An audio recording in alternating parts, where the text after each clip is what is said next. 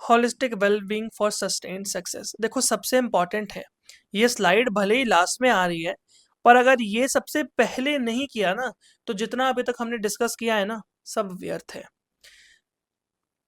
हम आजकल की जनरेशन, जो ये जो जेनजी जनरेशन है ना, ये बहुत जल्दबाजी में रहती है, हर चीज़ इन्हें जल्दी जल्दी जल्दी जल्दी चाहिए होती है।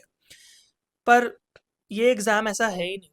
ये जो एग्ज़ाम है ना, यूपीएससी है, आपका जुडिशरी है, या जो भी और अदर लेवल के जो एग्ज़ाम्स होते हैं, चाहे वो आपका नीट जेईई कोई भी हो, जो ऐसे टफेस्ट एग्ज़ाम होते हैं ना, एक तपस्या होती है, ना कि एक रेलगाड़ी के बैठे डेस्टिनेशन पे पहुंच कर भाग गए, ऐसे नहीं होता। सही प्लानिंग, सही स्ट्रैटेजी के साथ साथ अगर दिमाग खाली नहीं है ना, किसी चीज़ का प्रेशर है, नहीं होने की बात बनेगी ही नहीं आपकी। स्ट्रेस मैनेजमेंट, स्ट्रेस से दूर रहो। ऐसे लोगों को छोड़ दो पहला, जो आपको आपके गोल में, चाहे आपको लोग बोल रहे हैं अरे ये 3 साल का जजमेंट आ गया, अब तुम क्या करोगे, अब तुम पढ़ते ही रहोगे, अरे ये तुम नौकरी कब करोगे, तुम शादी कब करोगे। बोलो भाई, हाथ जोड़ के बेनती है, आप कृपया अपनी काम में ध्यान दें, हम अपने काम के लिए देख लेंगे। मालिक ने सबके लिए एक अलग प्लान बनाया होता है, वो समय समय पे एग्जीक्यूट हो जाता है, करना नहीं पड़ता, वो हो ही जाता है। तो जिसको जो मिलना है ना, वो तो मिल के ही रहेगा। तो इतना परेशान होने की बजाय, या इतना उनका स्ट्रेस अपने सर पे लेने की बजाय कि उन्होंने मुझे आज ऐसे कहा था, उन्होंने मुझे ऐसे सोचा था, आप वो सोचो, इससे अच्छा है हाथ जोड़ के उनको साइड करो, फुल फ्लेज प्रिपरेशन चलाओ पॉजिटिविटी से। दूसरा, सोशल मीडिया छोड़ दो टिल द टाइम। एक यूपीएससी, मुझे नाम नहीं याद, पर इस साल उनका 3rd रैंक या 4th रैंक रहा है 2025 में यूपीएससी का उनका। उन्होंने बोला कि मैंने 4 साल सोशल मीडिया का अपने एक जो स्मार्टफोन होता है, आईफोन जो टच स्क्रीन स्मार्टफोन होता है, उसको हाथ नहीं लगाया।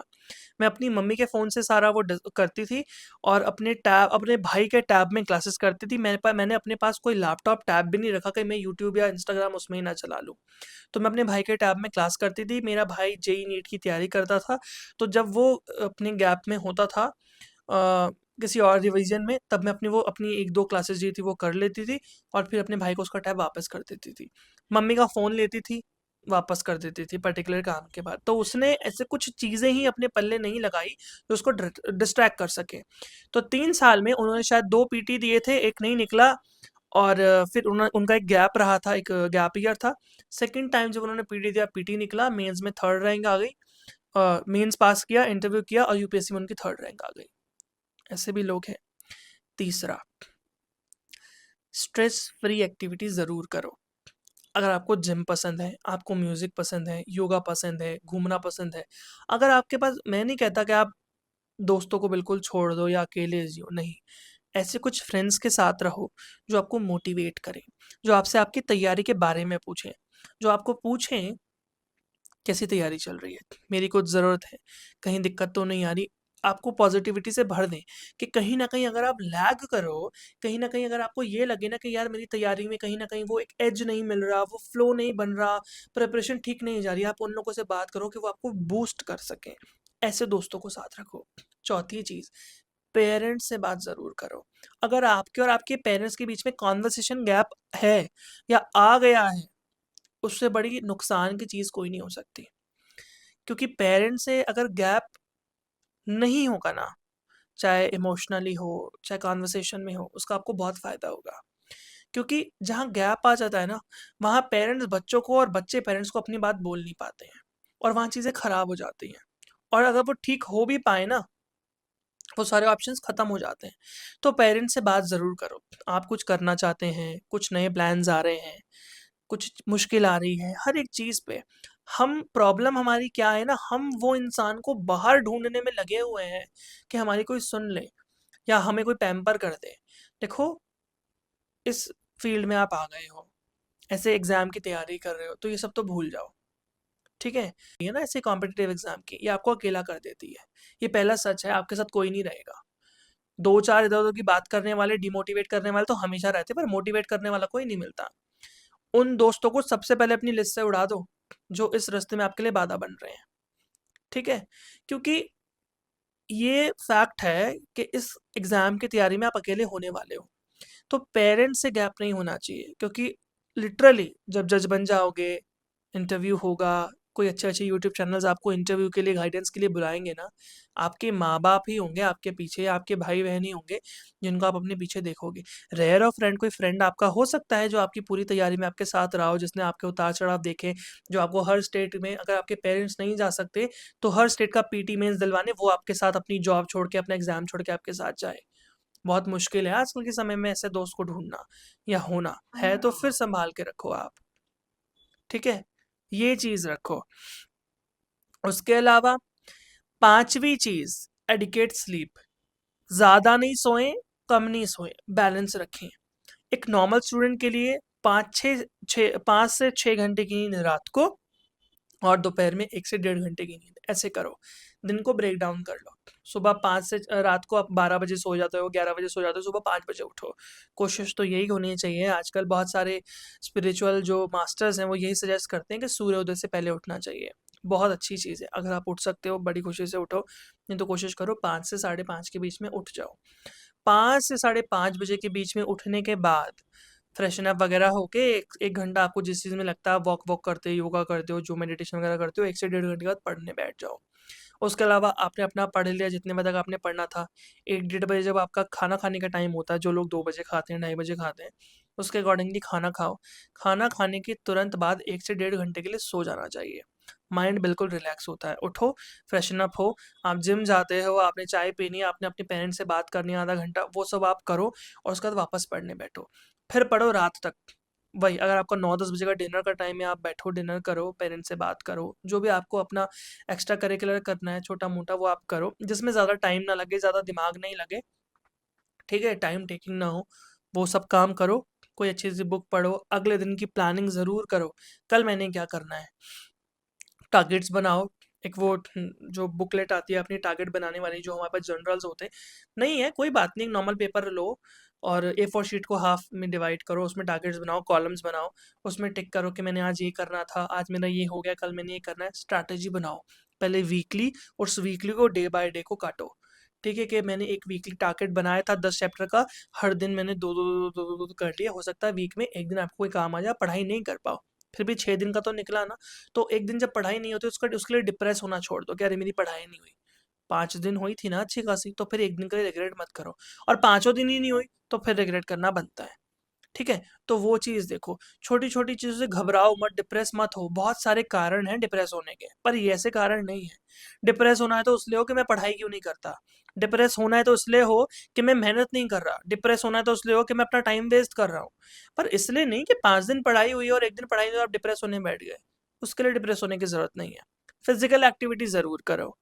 योगा है, अपना 15-20 मिनट का वॉक करके आओ, पार्क में, जिम जाते हो जो भी, पर फिज़िकल एक्टिविटी ज़रूर करो और थोड़ा अगर आप अपने रूम में रह के पढ़ाई कर रहे हो, तो दिन में आधा पौना घंटा ऐसा ज़रूर रखो जब आप इस कमरे को छोड़ के बाहर जाते हो, ठीक है?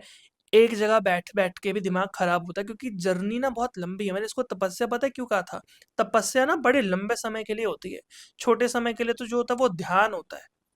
ठीक है? जो ध्यान होता है वो छोटे समय के लिए होता है, पर जो तपस्या होती है वो बहुत बड़ी होती है और ये तपस्या ही है।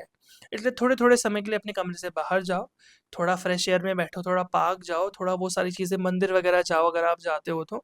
थोड़ा माइंड को रिलैक्स करो, वापस सारा का सारा पॉज़िटिविटी इकट्ठा करो और फिर पढ़ने बैठो। ज़मीन आसमान का फ़र्क आपको दिखेगा। उसके अलावा पीयर सपोर्ट मैंने आपको बता दिया बहुत इम्पोर्टेंट है। अच्छे दोस्त अगर आपके पास हैं, वेल डन, रखो। पर अगर आपको ये चीज़ तो इस उम्र में आपको जान लेनी चाहिए कि कौन आपके लिए अच्छे हैं, बुरे कोई नहीं होते। मैं बोलूँगा कौन आपके लिए अच्छे हैं और कौन आपके लिए डिस्ट्रैक्टिंग है, ये वर्ड हम उनके लिए यूज़ करेंगे। फिर लास्ट में acing the interview, the final hurdle. देखो, को बता देता हूँ। उसके अलावा पर्सनैलिटी असेसमेंट होता है। पर्सनैलिटी असेसमेंट में ना बंदे की पॉज़िटिविटी देखी जाती है, ना कि नॉलेज। जो पैनल बैठेगा, जो 5 लोगों का पैनल बैठता है, 6 लोगों का, वो तो डिपेंड करता है कितने लोग उस टाइम पे अवेलेबल हैं। बेसिकली 5 लोग होते हैं, वो राउंड टेबल एक आपकी होता है जो इंटरव्यू होता है, मॉक इंटरव्यू भी सेम ही होते हैं। तो उसमें ना आपकी पर्सनैलिटी टेस्ट करेंगे, ना कि नॉलेज। जो नॉलेज टेस्ट होनी थी वो पीटी मेंस में हो गई, ठीक है? कि आप कितना दिमाग आपके अंदर है, क्या आप कर सकते हैं, कितनी आपने पढ़ाई की, कितनी आपने तैयारी की है, वो सब आपका डिसाइड हो गया आपके मेंस पीटी में। इंटरव्यू में ना आपकी पर्सनैलिटी जज होगी, आप कितने पॉजिटिव हो, कितने मोटिवेटिंग हो, ठीक है? आप जिस जज की या जिस कुर्सी की आप तैयारी कर रहे हो, जज बनने की आप तैयारी कर रहे हो, क्या आप वहाँ बैठने के लायक हो? क्या आप वो प्रेशर हैंडल कर सकते हो? फॉर एग्ज़ाम्पल, हालाँकि ट्रेनिंग में सब कुछ सिखाया जाता है। हालाँकि ट्रेनिंग में तो ये भी बताया जाता है कि प्लेंटिफ कहाँ खड़ा होगा, डिफेंडेंट कहाँ खड़ा होगा। कोर्ट की जो हर एक चीज़ होती है ना, वो आपको वहाँ पे प्रॉपर मॉक करके दिखाया जाता है कि मान लीजिए अगर प्लेंटिफ डिफेंडेंट पे हमला कर दे, तो आप क्या एक्शन लोगे, वो सब चीज़ें आपको बताई जाती हैं वहाँ पे। पर पर्सनैलिटी असेसमेंट, अगर आप पॉजिटिव हो, हार्ड वर्किंग हो, वो दिखता है आपकी पर्सनैलिटी से, कैसे आप जवाब देते हो, ठीक है? वो सारी चीज़ें आपकी जज होती हैं वहाँ पे। लीगल एप्टीट्यूड, देखो कुछ ना कुछ हो सकता है, करंट अफेयर पूछ लेंगे, पर्टिकुलर कोई कोई एक सेक्शन पूछ लेंगे। दिल्ली के इंटरव्यूज़ तो पता है 2 मिनट के होते हैं, 2 से ढाई मिनट इज़ मैक्सिमम। अंदर जाइए, ग्रीट कीजिए, ग्रीट करने के बाद कुछ इंट्रोडक्शन नहीं, एक क्वेश्चन पूछेंगे, कुछ भी पूछ लेंगे। कभी-कभी तो पूछते हैं, हाँ जी, what is your favourite subject? पूछेंगे, एक क्वेश्चन पूछेंगे, आपको बाहर भेज देंगे। उसमें डिसाइड हो जाता है आपका पर्सनैलिटी, क्योंकि दे आर जजेस ना, उनको पता होता है कि आप कितना कर सकते हो। आपके मेंस के जो स्कोर होता है वो उनके सामने रखा होता है, उनको पता होता है कि आपने मेंस में कितना स्कोर किया है। सो वो सब होता है। उसके अलावा जीके वगैरह है, मॉक इंटरव्यूज़ देना प्रैक्टिस के लिए ज़रूरी होता है।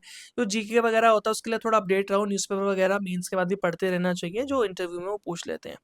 Your judicial journey begins now. तो सारी चीज़ें मैंने डिस्कस की हैं, जितनी मुझसे हो सकें, जितना मुझे पता था उसके हिसाब से मैंने सिलेबस भी डिस्कस किया है, पैटर्न भी डिस्कस किया है, सारी स्ट्रैटेजी भी मैंने आपको बताई है।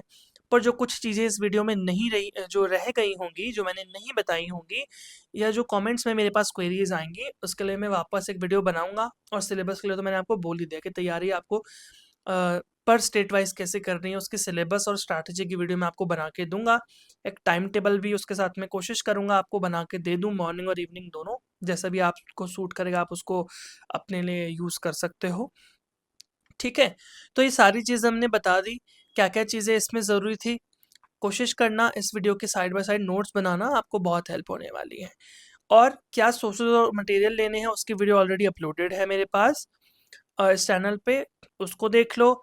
फिर जो कुछ वीडियोज़ रह जाएँगी, कि जैसे मेंस आंसर राइटिंग, इंटरव्यूज़ कैसे देते हैं, या मेंस आंसर राइटिंग कैसे करनी होती है, लैंग्वेज पे कैसे फ़ोकस करना है, जीके कैसे पढ़नी है, उसकी भी टाइम टाइम पे एक-एक वीडियो आती जाएगी, ठीक है?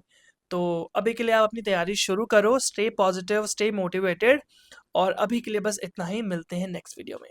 Thank you so much.